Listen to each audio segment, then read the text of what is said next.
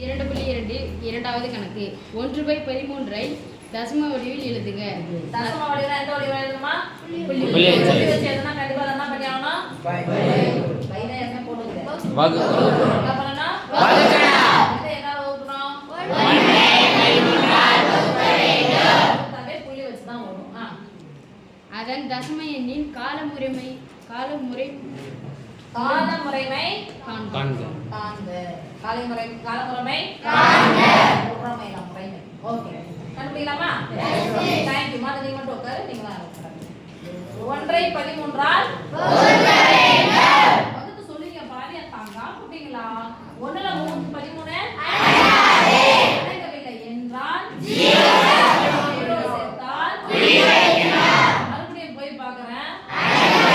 அடங்கலன்னா 0 புள்ளி வைக்கணுமா 0 சேர்க்கணுமா? 0 சேர்க்கணும். மறுபடியும் ரெண்டாம் முறை அடங்கணும். நான் புள்ளி வைக்க கூடாது. என்ன பண்ணனும்? 100ல எத்தனை 10 ரூபாய் 13 ரூபாய் இருக்கும் நினைக்கிறீங்க? 10 இருக்குமா? 10 ரூபாய் இருக்கும். ஆனா 3 ரூபாய் எக்ஸ்ட்ரா இருக்கு இல்லையா?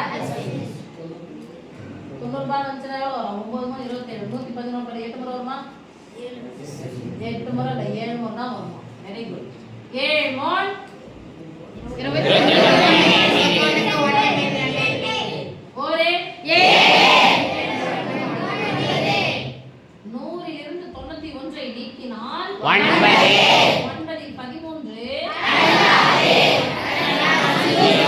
91 தான் 7 முறை வருது. அப்ப 91 கம்மியா இருக்கு. எத்தனை முறை? 6 முறை.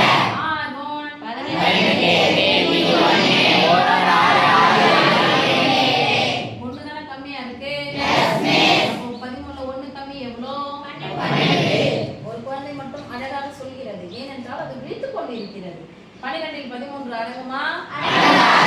அடங்கவில்லை என்றால் 0 ஆயிடுச்சு. இப்போ 9 முறை போட்டு பார்க்கலாமா?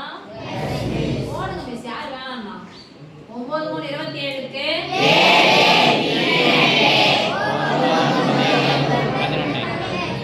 120ல் 117 நீக்கினால் 3ல் 13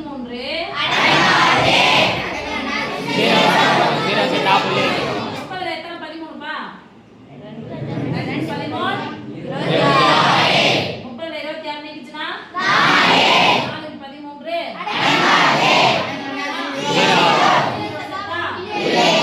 40ல எத்தனை 13 இருக்குது? 3 13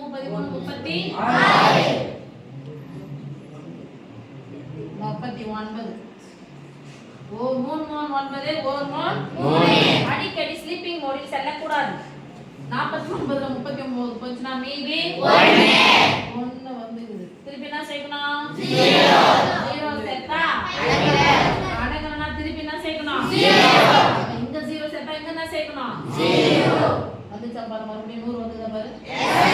மறுபடியும் என்ன நம்பர் ரிப்பீட் ஆகும்? 0 7 6 1 போலாமா?